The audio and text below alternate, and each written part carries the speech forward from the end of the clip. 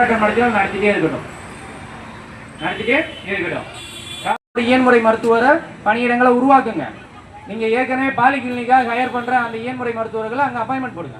பணியிடத்தை உருவாக்குங்க, அங்க அவங்கள அப்பாயின்மெண்ட் பண்ணுங்க.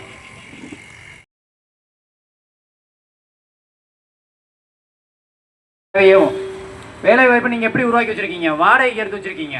அப்புறம் வாடகைக்கு எடுத்த பணியாளரை எப்படி உங்க பணியாளர் நீங்க சொல்றீங்க? எப்படி வேகன்சியை ஃபுல் பண்ணிட்டீங்கன்னு சொல்றீங்க?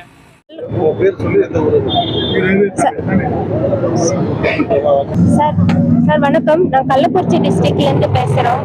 மாங்கனி என் பேர். நாங்கள் இயன்முறை மருத்துவராக இந்த மக்களை தேடி மருத்துவ திட்டத்தில் கடந்த 5 வருடங்களாக பணிபுரிந்துட்டு இருக்கோம். 10,000 சம்பளத்திலேருந்து வந்திருக்கோம் சார். இது எங்களுடைய அன்றாட தேவைக்கு நல்ல சம்பளம் கிடையாதுங்க. அதே மாதிரி ஈக்குவல் பே ஈக்குவல் ஒர்க்குன்ற மாதிரி எங்களுக்கு சம்பளம் வேணும் சார்.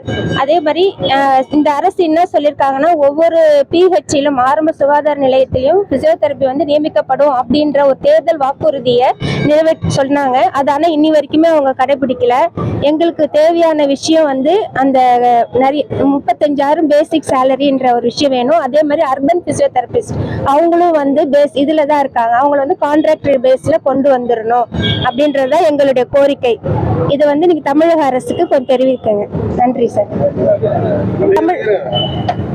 சார், இப்போ இது தமிழக அரசு எந்த நடவடிக்கையும் எடுக்கல அப்படின்னா, ஏழ்மனு மருத்துவர்கள் நாங்க எல்லாமே ஃபேமிலியா இருந்து தொடர் போராட்டம், உள்ளிருப்பு போராட்டம் இல்லைன்னா உண்ணாவிரத போராட்டம் தொடர்ந்து நடத்துறன்ற இதுல நாங்க அடுத்த முடிவு எடுப்போம் சார். செய்திகளை சுட சுடவும் சூடாகவும் தெரிந்து கொள்ள எங்களை சப்ஸ்கிரைப் பண்ணுங்க. அப்படியே பெல் சிம்பலை கிளிக் பண்ணிடுங்க.